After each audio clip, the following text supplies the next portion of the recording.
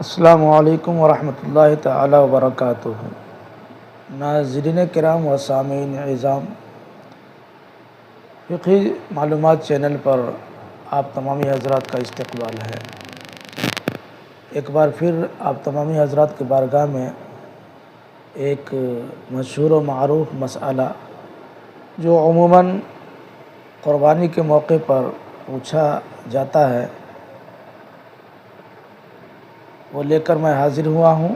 بغور سماعت فرمائیں اور لوگوں تک دینی مسئلہ کو پہنچانے کی کوشش فرمائیں۔ مسئلہ یہ ہے، قربانی کے موقع پر عام طور سے لوگ یہ سوال کرتے ہیں کہ جب عورت کی طرف سے قربانی کی جائے تو عورت کے ساتھ اس کے شوہر کا نام لیا جائے گا یا اس کے باپ کا نام لیا جائے گا، یا شوہر اور باپ کا نام نہ لیا جائے تو بھی درست ہے یا نہیں؟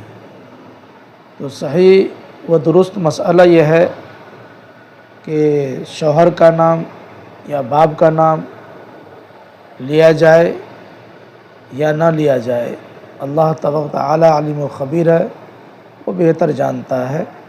قربانی اس عورت کی طرف سے درست ہے، جائز ہے۔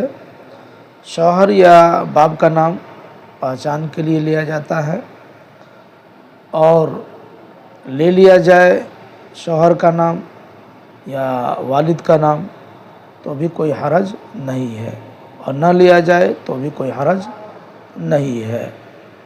اور رہ گیا کہ لوگ یہ کہتے ہیں کہ نسب باپ سے ہے تو شوہر کا نام کیوں لیا جائے، یا یہ کہتے ہیں کہ جب وہ فلاں کے نکاح میں چلی گئی تو باپ کا نام کیوں لیا جائے۔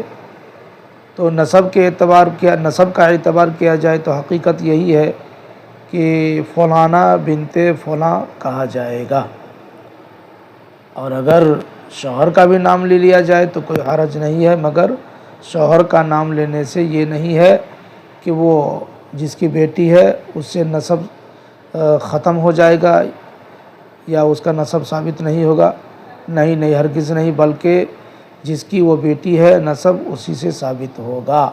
قربانی کے موقع پر عام طور سے لوگ جو سوال کرتے ہیں، لہذا ذہن میں کسی طرح کا کوئی شک و شبہ اور بدگمانی نہ رکھیں۔ اگر عورت کے ساتھ اس کے والد کا نام لیا جائے تو بھی درست ہے، اور اگر اس کے شوہر کا نام لیا جائے تو بھی درست ہے۔ یہ مسئلہ فتاوی فیض الرسول جلد 2 صفحہ 448